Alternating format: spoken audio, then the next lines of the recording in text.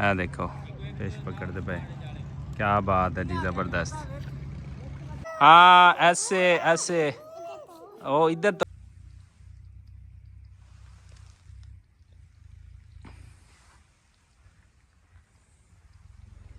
ਲਓ ਜੀ। ਅੱਜ ਸਾਗ ਤੋੜਨ ਵਾਸਤੇ ਨਾ ਪੂਰੇ ਸੀਜ਼ਨ ਦੇ ਵਿੱਚ ਪਹਿਲੀ ਦਫਾ ਇੰਨੀ ਮਿਹਨਤ ਕਰਨੀ ਪਈ ਆ, ਕਿਉਂਕਿ ਪਹਿਲੇ ਤਾਂ ਸੀਗਾ ਗੰਦਲਾ। ਮਾਸ਼ਾਅੱਲਾ ਛੋਟੇ ਬੱਚੜੇ ਸਾਰਾ ਮਾਲ ਅਲਹਮਦੁਲਿਲਾ ਧੁੱਪ ਛੁੱਪ ਸੇਕ ਰਿਹਾ ਹੈ।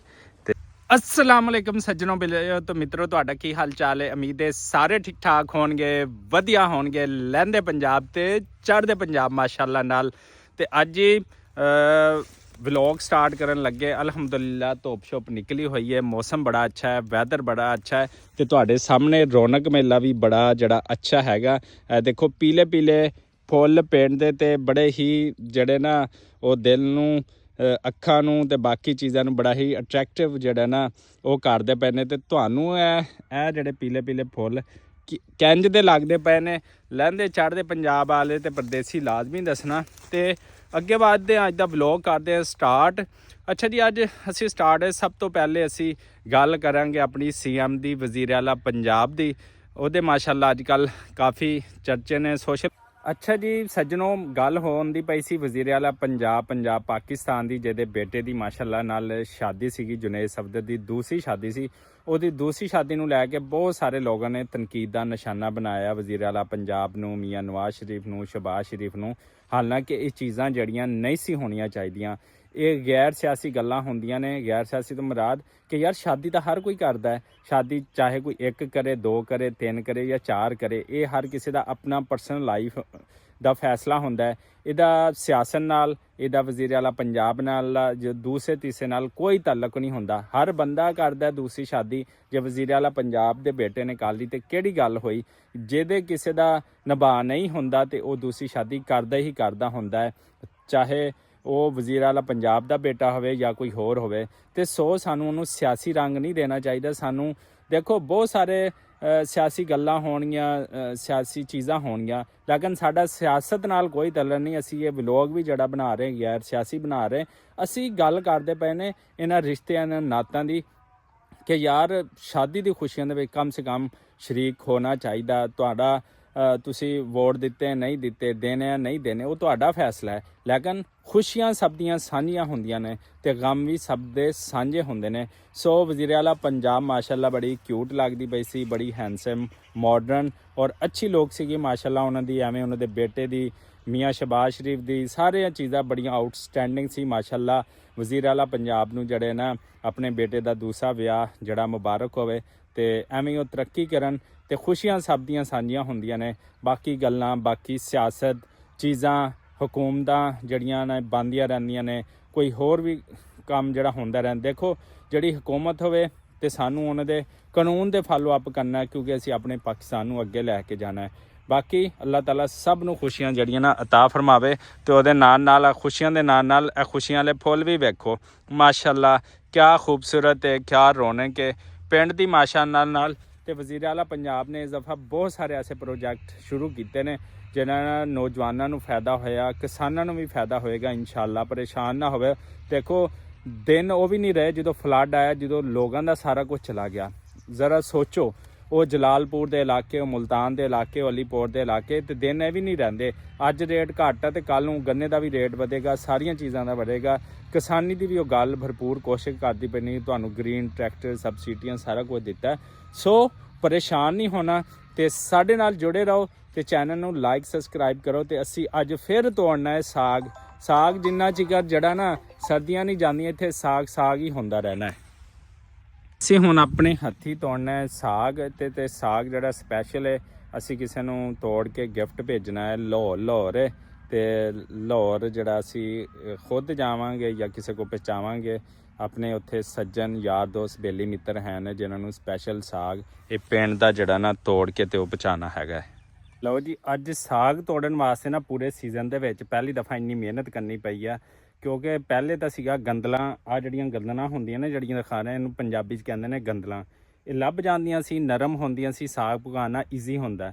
ਲੇਕਿਨ ਹੁਣ ਜਿਹੜਾ ਇੱਥੇ ਲੱਭਣੀਆਂ ਪਈਆਂ ਕਿਉਂਕਿ ਫੁੱਲ ਨਿਕਲ ਆਏ ਨੇ ਤੇ ਗੰਦਲ ਇਹਦੀ ਜਿਹੜੀ ਨਾ ਸਖਤ ਹੋ ਜਾਂਦੀ, ਟਹਿਣੀ ਇਹਦੀ ਸਖਤ ਹੋ ਜਾਂਦੀ ਹੈ ਤੇ ਫਿਰ ਗੰਦਲਾਂ ਲੱਭਣੀਆਂ ਪੈਂਦੀਆਂ ਨੇ।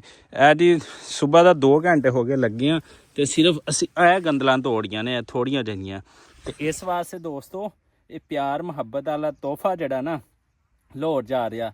ਸਾਗ ਸ਼ਾਇਦ ਲਾਹੌਰੋਂ ਵੀ ਲੱਭੇਗਾ, ਸਾਰੀਆਂ ਚੀਜ਼ਾਂ ਲਾਹੌਰੋਂ ਹੋ ਜਾਣਗੀਆਂ, ਪਰ ਇਹ ਜਿਹਾ ਪਿਆਰ, ਇਹ ਜਿਹਾ ਖਲੂਸ, ਇਹ ਜਿਹੀ ਮੁਹੱਬਤ, ਇਹ ਜਿਹਾ ਸਫ਼ਰ ਜਿਹੜਾ ਸਾਗ ਨੂੰ ਕਰਨਾ ਪਏਗਾ ਤੇ ਇਹ ਉਹ ਦੱਸੋ ਵੀ ਉਹਦੇ ਵਿੱਚ ਕਿੰਨਾ ਜ਼ਾਇਕਾ ਹੋਏਗਾ, ਕਿੰਨੀ ਮਿਠਾਸ ਹੋਏਗੀ ਅਲਹਮਦੁਲਿਲਾ ਨਾਲ।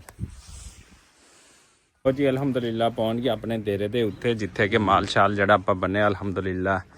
ਵੈੜੇ ਨੇ ਇਹ ਦੇਖੋ ਜੀ ਅੱਜ ਮਸਤੀ ਕਰ ਰਿਹਾ ਤੇ ਇੱਧਰ ਵੀ ਮਾਸ਼ਾਅੱਲਾ ਛੋਟੇ ਬੱਚੜੇ ਸਾਰਾ ਮਾਲ ਅਲਹਮਦੁਲਿਲਾ ਧੁੱਪ ਛੁੱਪ ਸੇਕ ਰਿਹਾ ਤੇ ਰੌਣਕ ਮੇਲਾ ਲਾਈ ਪਿਆ ਅਲਹਮਦੁਲਿਲਾ ਨਾਲ। ਆ ਦੇਖੋ ਜੀ ਵੈੜੇ ਨੇ ਵੀ, ਤੁਸੀਂ ਵੀ ਵੈੜੇ ਸ਼ਹਿਰੇ ਪਾਲੋ, ਕੋਈ ਕਾਰੋਬਾਰ ਵੀ ਨਾਲ ਕਰਿਆ ਕਰੋ।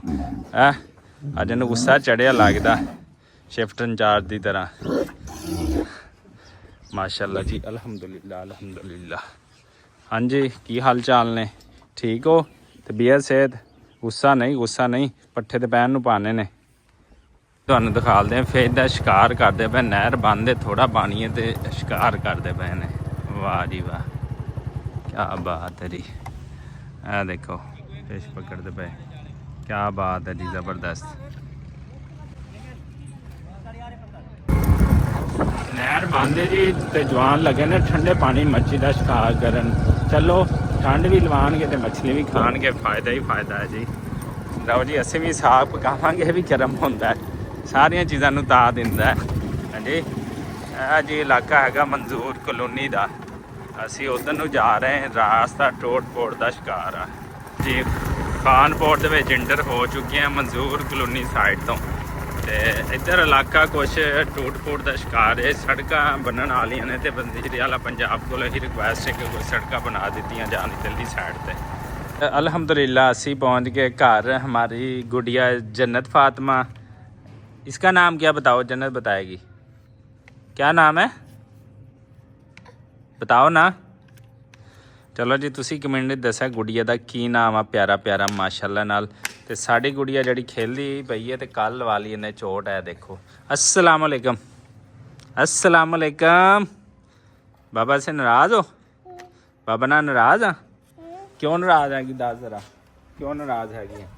चलो ओ गुड़िया, हाँ जी गुड़िया रो रही है भाई, गुड़िया रो रही है। अच्छा चलो इधर आओ, आंटी को बताओ क्यों नाराज़ हो, बताओ ज़रा। ऐसे क्यों नाराज़ हो? अंकल से नाराज़ हो, आंटी से नाराज़ हो? बताओ, अंकल से नाराज़ हो, आंटी से नाराज़ हो? ओ गुड़िया रो पड़ी। ओए ओए मेरा बेटा क्या हुआ? ओए होए होए होए, बच्चे साढ़े को कितने चुप हो जाते नौजवानों को। ओए ओए ओए मेरा बेटा, हाँ जी क्या हुआ? चलो मैं जा रहा हूँ, मुझसे डर रही है ना। चलो ख्याल रखो गुड़िया का, ठीक है। चलो जी इसे दुआ और उम्मीद के नाल के जिथे रहो खुश रहो। साडा साग मुतलका जगह तक पहुंच गया लेकिन बच्चा साडा रो रहा, असीं इहनूं किते कोल रहने आ, पता नहीं जी हुण। चलो आप ही को चुप कराओ, चुप करा, शाबाश शाबाश शाबाश, चुप करा दो गुड़िया को। वो देखो मेरा बेटा रो रहा है। ओए होए होए क्या हुआ? चलो बताओ ना क्या हुआ? चुप कराओ। हाँ ऐसे ऐसे, ओ इधर तो, वाह भाई वाह भाई। ओए ओए गिरा लेगी। ओए होए होए, आप ही ने उठा लिया था आपको। ओ पास आ गए, चुप हो गया मेरा गुड्डा। हाँ जी।